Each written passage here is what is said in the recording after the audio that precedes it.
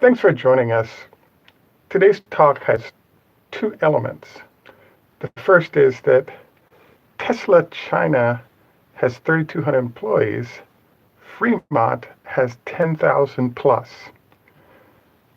This relates to the fact that both factories are expected to produce 500,000 vehicles, and that's a pretty big shift in numbers.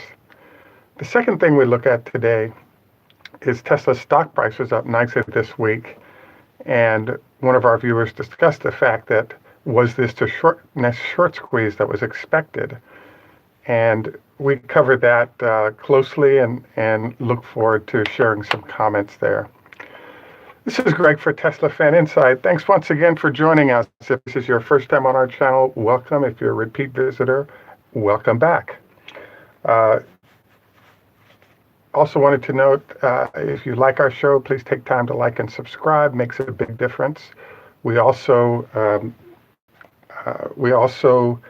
really appreciate the support of our Patreon folks, and if you can join, we'd appreciate it. $1, $5, $10, any amount on a monthly would be appreciated.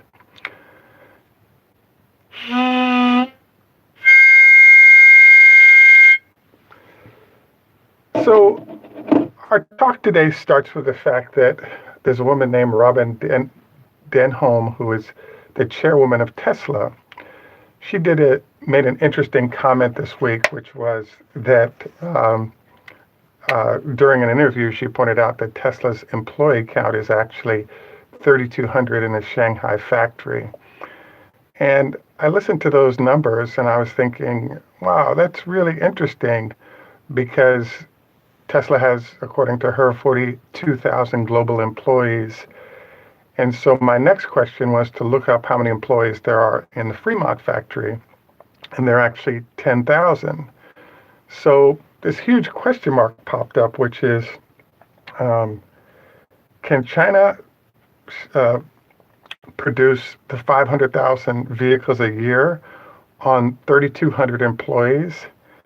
And if so, if they can actually pull that off, we could expect to see some really good earnings and revenue numbers from Tesla, driven by how few employees were being employed to produce the same number of vehicles in China. So let's dig into those a little bit further. The first issue that pops up with this is that Tesla's process for manufacturing usually includes 2 shifts of 12 hours. For most people, they're working 4-day work weeks. So the issue with that 3,200 is that it's highly likely that at this point there's only 1 shift needed. So one numeric impactor could be the fact that once you get approvals and you start production and you add the second shift, in theory then you'd add perhaps 3,000 people. So now you're up to 6,000 people in the Shanghai factory versus still the 10,000 plus contractors or 11,000 people that operate the Fremont factory. There's also the variable of the Fremont plant is producing 3 different vehicles. The Model S and X line is actually producing, the S and X line is producing, obviously, those vehicles, and the Model 3 lines are producing. So there's a little bit different of a product mix as well. But this 3,200 employees we think is pretty impressive. And it suggests that we're stepping forward in the dreadnought process that Elon Musk had talked about. As you know, the first round of dreadnought didn't go that great because Tesla was in a fairly tight space in Fremont, and this limited the ability to use the dreadnought capabilities because there are a lot of conveyor belts, etc., that forced you to have cars being produced that were moving on perhaps a 3-story production facility and within one building. And so it kind of didn't work out. This does suggest then that not only are the China labor costs going to be lower, but when you add in the number of people being a third or a half of what they're in Fremont, we're really expecting some excellent margin numbers to come out of China for Tesla. Um, the the next issue that comes up here is that one of, I think in general the numbers that come out are pretty good and, are and should be applauded. The one argument against is that one of the big discussions that's been going on for Tesla is that each of the sort of giant machines that take over many jobs of people ends up being a $600,000 machine that's replacing a 30K person. And so, there's a discussion of, how automated should we be? What the Chinese have experienced, or Toyota's experience, is that in the last 15 years, Toyota maintains, the highest quality rating of any company when it comes to cars. And they've made a point of limiting automation to no more than 25% of what they do. So we think this is big because if you're benchmarking against the best, and the best doesn't want to exceed 25% of automation, we're thinking, Elon obviously is hunting for 100%, but someplace in that 50, 60% zone is what I think he's achieved at this new plant, and we're going to find out how it's working. Another data point that comes up that's sort of interesting here is that the Model 3 production facility in Fremont, as you know, there's a tent there, and the tent actually is producing 128 cars a day. So if we're looking just at the tent, we're looking at, call it 1,000 cars a week and call it 3,000 cars a month. So sort of one of the interesting numbers that's lurking here is that it's possible that without any of the automation, one could simply build the 3,000, or, well, it would be 1,000 cars a week if you're building them by hand in the factory. But the 3,000 startup production numbers that they're talking about don't seem to really impact greatly what, it doesn't make a very big dent against the capability of what those people can produce. So, there are some interesting numbers here. The other thing that's starting to lurk in on the back end in Shanghai is it's clear that the factory is ready to go, and there are limited numbers of vehicles being produced and then shipped to be sold. And so we think the quality is going to be extremely high because your throughput is so much higher than what's being produced right now. So, we're fascinated by how all these numbers are playing out. And as we also know, if they're delayed till the end of December before they can start scale production, that's also going to affect how those numbers hit earnings for this quarter, and therefore how they hit the stock.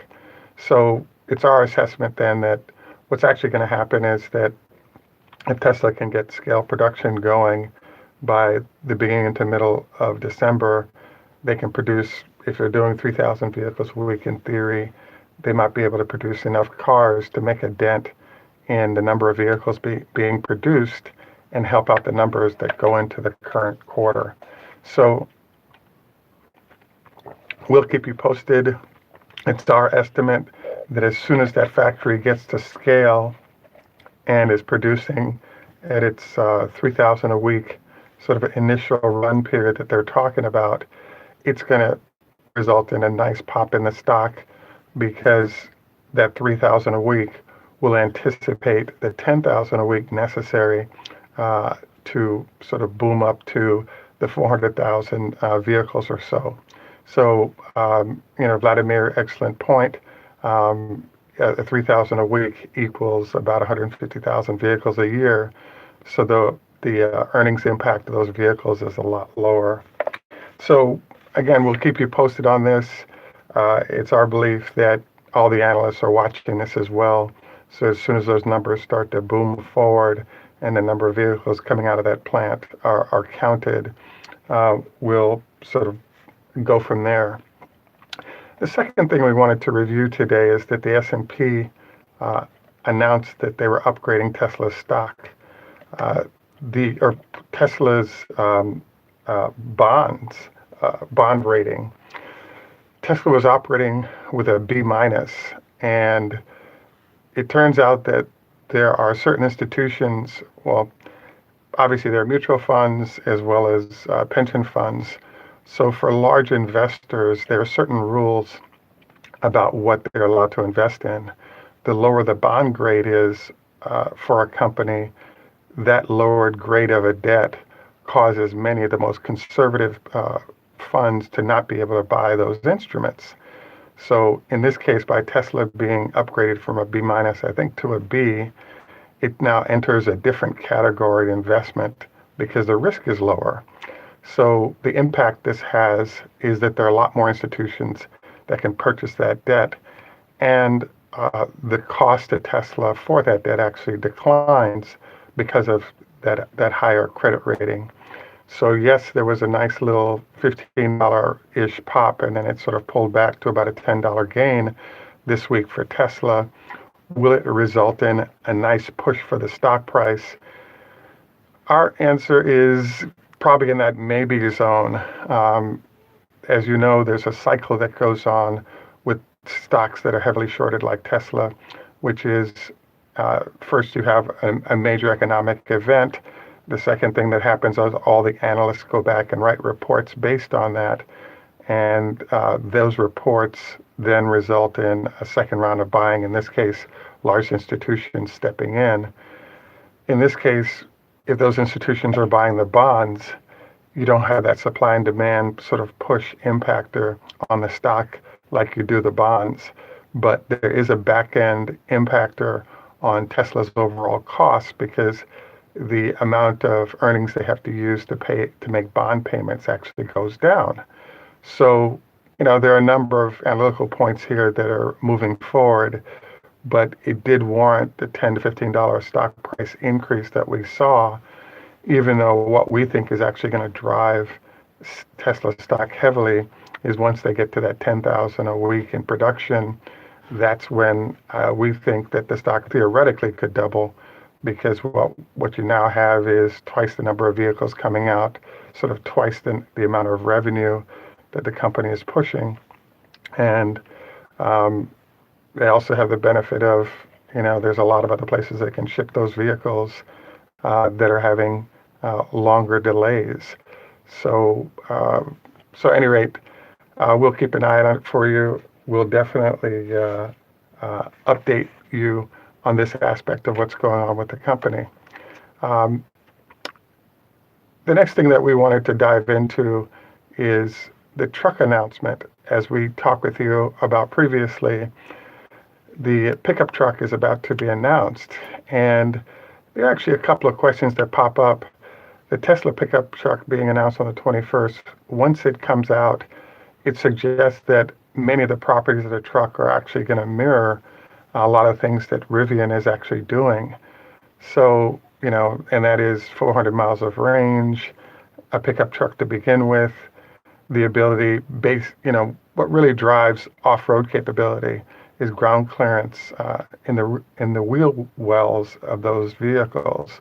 And so once you have a pickup truck, people can now elevate and lay in large tires that allow you to go off-road. So the Rivian argument starts to disappear as being viable, and the main reason is that Rivian is putting perhaps 180 kW of battery to get 400 miles. And we actually think Tesla will be able to get the same range of mileage,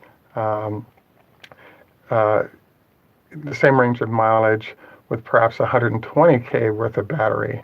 So Tesla will be able to undersell easily and do very well in the process.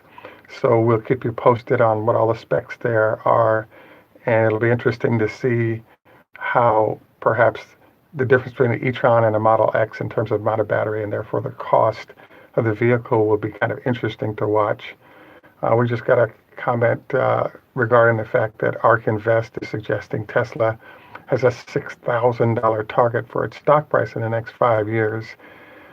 And the answer is that what drives stock price value is in essence your growth in sales. And there's a lot of growth potential here for Tesla while the competitors are getting their plan together. So the final area we wanted to sort of look at is there's an article that came out from MarketWatch, which I think warrants an entire show because it's such high quality. And what it focuses on, there are a couple of sort of ways that it goes. The first is that we actually had a conversation with one of our show advisors who's a PhD from MIT, a MITFID. And during our conversation, we were talking about how competitors were responding to Tesla and why. And what he shared was that one of the biggest mistakes that he saw coming out right now from competing manufacturers is the fact that there's a Silicon Valley process called eating your young. And so basically you have new products that will arrive that sort of decimate previous products. And how do you plan and execute that? In the case of Tesla, you'll notice that there's a transition to heavy Model 3 production while the Model S and X sales are lower, even though there's more profit in the Model S and X. Obviously, the consumer demand is there for the 3. What the idea here that he shared was that there's a reason why smart companies will spin off their sort of new product operations into a wholly owned subsidiary and then integrate them back in slowly. And the main reason is it's very hard for people to be motivated if the activity they're doing actually threatens their current jobs. And so one of the issues that we are seeing is the fact that at all levels of these big companies in every part of the world, there's an interesting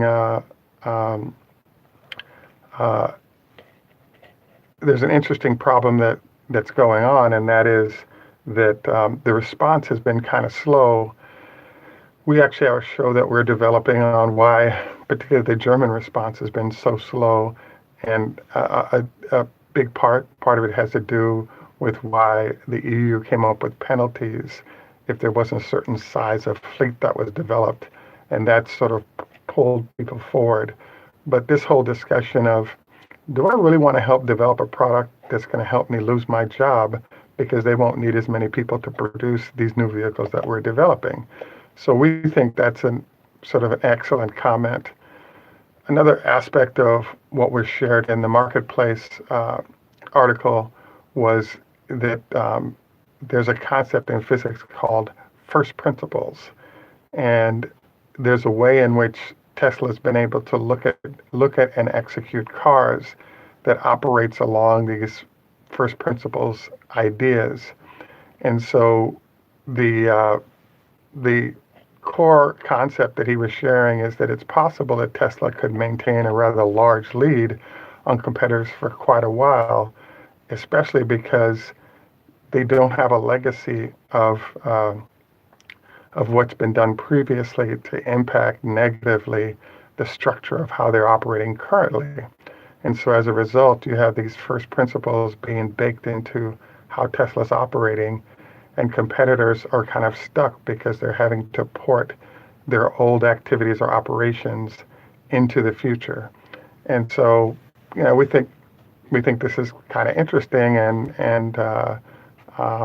we'll explore further as we go forward, and look forward to your comments on this.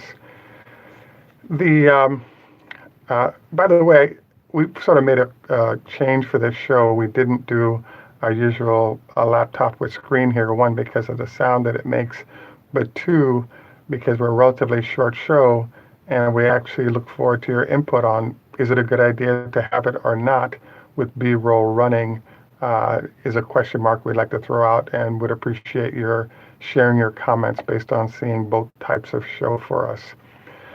Wanted to note that one of our viewers, Gareth, just made a question or had a question, and the question was, if in fact Tesla stock price pushes towards the 6,000 number over the next 5 years, will this mean there's going to be a whole bunch of new shares issued and therefore diluting the value of that stock? Great question. The answer is absolutely. They could issue more shares if they want to do something. In fact, I feel like right now we're entering the pseudo Elon boredom zone. So when most companies operate, I have my cue cards here. The way most companies operate is that there'll be one level of what the company's doing, and then there'll be a building process to keep adding on layers to that operation. And what's fascinating about it is that if you watch the process that Elon and Tesla has been operating on, they very much are operating in that fashion. So for example, initially they're renting space to build the car. The next step was, can we get a manufacturing facility? The next step was, we really need batteries and we can't get them. So now we're going to get our own battery factory. And so now we need more. So you can see how this is elevating. I think the strategic plan for Tesla is to sort of maintain as long as possible, its vertical integration.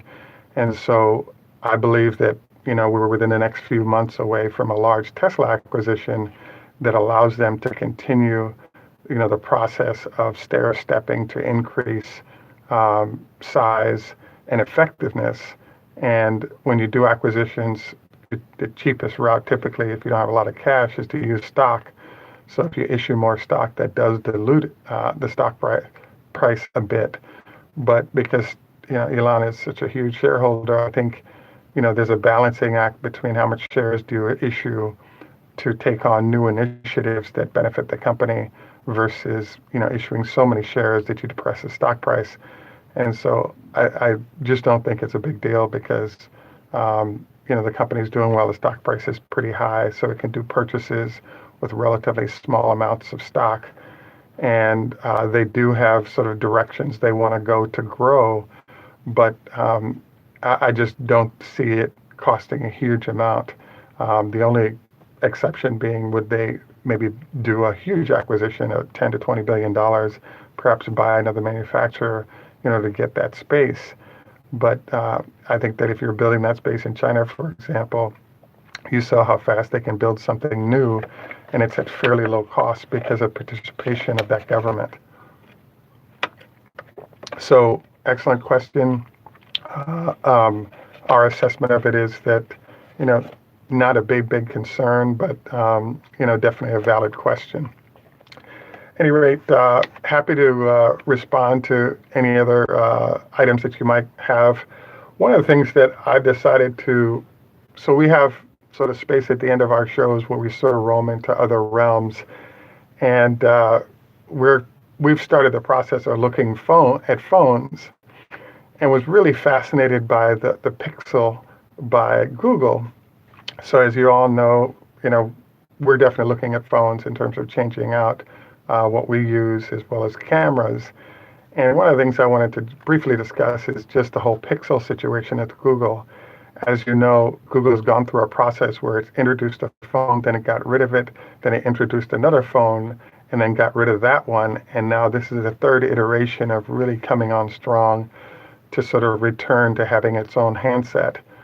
It's good that Google is doing this because when Google actually does its phone, you can be assured that the update process on the phone is going to be a lot faster and a lot more on time, if you will, than perhaps Samsung, which is its largest handset seller, and also versus even the other handset sellers that might be selling phones that are not at the same clip. Now, there's an interesting problem that the Android world has that the Mac world doesn't. There was a statistic that suggested that 80% of the current phones have the latest Apple iPhone operating system on it. In the case of Android, only 20% of the phones have the latest operating system. And a big part of that is it turns out that each phone that's produced by Android is a different operating system that has to be maintained to allow it to work with everything. So Samsung happens to have the most phones on the market, so developers are encouraged to develop for the Samsung phone because there are so many of them out there. They're likely to get customers for that product. When it comes to non-Samsung phones, as in Pixel and then all the other manufacturers that are not Samsung, there's a disincentive to maintain apps and so forth that would work with that phone. And the reason is just because there are just fewer people that are buying the phone and therefore the operating system from Android that's been ported to that phone specifically. So because of this problem and the fact that Google keeps changing its mind about whether or not it's going to put the Pixel out, it's our assessment that I think the Pixel is a waste of time. And the reason is that is it a year, is it two before Google changes its mind and gets rid of it again? Now you have an orphan product. In the case of Samsung, not only do they already have a lot of phones out there that people can not only build software for, but all kinds of accessories that are specific to their version of Android, be it charger plugs or all these other accessories. All those manufacturers are eyeing the number of users and buyers of that product. So as a result, we're of the mind that yeah, go for it. If you're going to buy Android, I think iPhone is a better phone, even though we're using an Android phone. But I'd have to say that unless Google's willing to step out and say, hey, we're going to stick in this for 5 or 10 years, I really think that the Pixel is a waste of time. Not because it's not a great phone, but because there's an infrastructure of all kinds of software, all kinds of hardware, be it plugins for your car, and all kinds of other elements that are being optimized on the Samsung platform and others that the owners of Pixels don't enjoy. So we also look forward to any comments you might have on this. For example, what phone are you using? Do you like it? Do you have the Pixel? And what are your thoughts of it? When Google does deliver a new product, it tends to be pretty good, but our rating of Pixel is negative, not because it's not a good phone, et cetera, just because Google keeps changing its mind. It's going to stay in that industry all the time. And it's hard for developers to get comfortable with a long-term commitment for something that can and will and has disappeared fairly quickly, depending on, not whims, but there's corporate initiatives that are valid. It's just that as a consumer, we can stick around. Yeah, GT just posed an interesting question. How can Tesla ensure that its formula is not being copied in China? Excelente question. The manufacturing component of this is definitely replicable by competing Chinese entities. So, that's totally on point. Once the battery factory is built there, I think, there are some concerns that really pop up there because now you have competitors sort of rolling in heavily, potentially with Tesla's solution in that space. So I believe that's an excellent question. What we found out recently, though, is that one of the biggest issues is all the technology behind how the batteries interact, as well as heating and cooling and optimizations on the technology side. So Tesla has, maintained its advantage in this space, and we believe they're going to continue to improve on that and maintain that advantage over time. So the bottom line on your question is most of what it is that Chinese could copy, they did copy, and because of their lack of success, that's why the factory is being built to begin with, because many of those billionaires who helped put those companies together assured the Chinese government that they would defeat Tesla's numbers within a 5-year period, and they were given 8 or 9 years and weren't able to do it, and hence that why the Chinese government has therefore moved on to Tesla as a solution in the space. But excellent question and excellent point that you made regarding copying. We actually asked one of our advisors, Professor Sklar, that very question when it came to the factory, and he was like, "Don't you think? Don't you think the Chinese have already replicated everything that is viewable, seeable, touchable by Tesla?" And the answer is yeah. I mean, you have a lot of smart people and a lot of money there, a lot of consultants to assist. So the answer is yes. Terrific. Well, I want to thank all of you for taking time out. Please remember, on the health side, 25 leg lifts a day to maintain the strength of your quads, locking in the knees. Also wanted to encourage you to don't eat within 2 hours of eating, preferably 4 hours, reducing the chance of acid reflux issues. Also, wanted to thank all of you for joining us on the live feed. We'll try to repost key comments in the regular show. This is Greg for Teslafaninsight. I wanted to thank Garrett, Donovan, GT, Fred from Deutschland, and others for taking time out. Fred, we could actually use an update of how the Model 3 is doing in Germany. There are a lot of nervous manufacturing employees there. I always like to get an update on how things are doing there because of the competition between those companies and Tesla.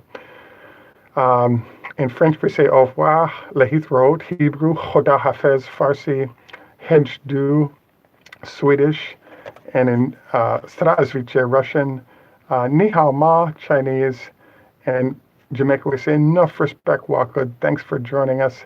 Have a wonderful day, and we look forward to your comments beneath the show. And don't forget to like and subscribe. Have a great day. Bye for now.